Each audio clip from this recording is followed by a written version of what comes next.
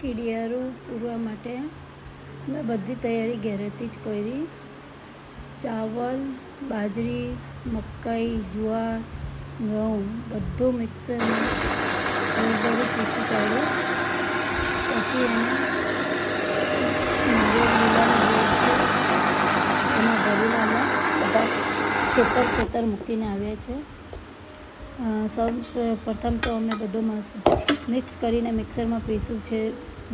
મકાઈ છે, ઘઉં છે, બાજરી છે, ચાવલ છે, બધાય દરદરો પીસી શક્કર મિક્સ કરી, દળેલી શક્કર અને ઘી મિક્સ કર્યું.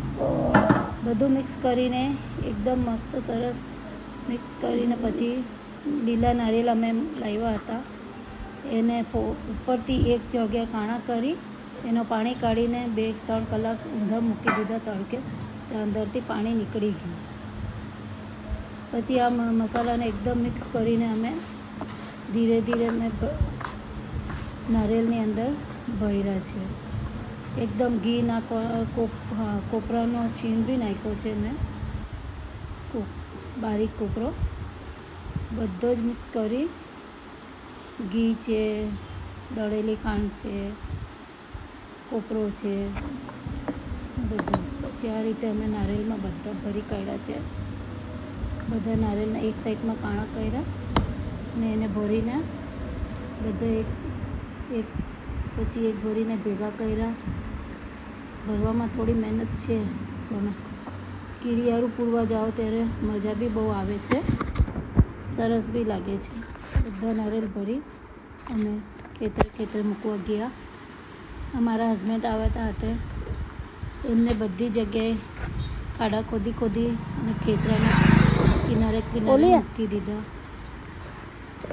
થોડી દૂરના અંતરે અમે એક બે નારિયેળ જ્યાં જોયા હતા હિસાબે કશે 2 મૂક્યા, કશે 1 મૂક્યો મૂકીને આવ્યો. બીજું કંઈ થાય કે નહીં, આ બી એક બહુ મોટો ધર્મ છે. આપણાથી કંઈ બીજું નહીં થતું હોય તો આ બી કામ કરી શકીએ છીએ આપણે. બધા નારિયેળને ખેતરમાં જોઈ બહુ જગ્યા અલગ અલગ રીતે મૂક્યા છે, થોડા અંતરે. બીજો જે કીડિયારું બધા નારિયેળ પૂર્યા પછી મારી પાસે હજુ પડેલો રહ્યો તે મસાલાને બી અમુક જગ્યાએ મેં છાંટી દીધેલું. જગ્યાથી નારિયેળ મૂક્યું કશે ઝાડની આજુબાજુ બી ત્યાં મૂકી દીધું. કીડિયારું બધી જગ્યાએ અમે પૂર્યું છે. અમારું આ કામ કોઈને ગમ્યું હોય તો પ્લીઝ અમને લાઈક અને સબસ્ક્રાઈબ કરજો, વિડીયો શેર કરજો. તમને બીજું હજુ બી કરવાની બહુ ઈચ્છા થાય.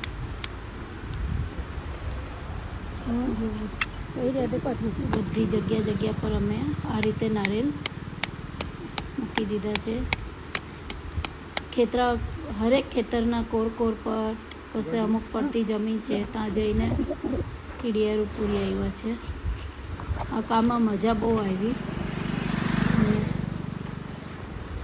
આ કામ કેવું ગમ્યું તે પ્લીઝ કહેજો, સબસ્ક્રાઈબ કરજો અને લાઈક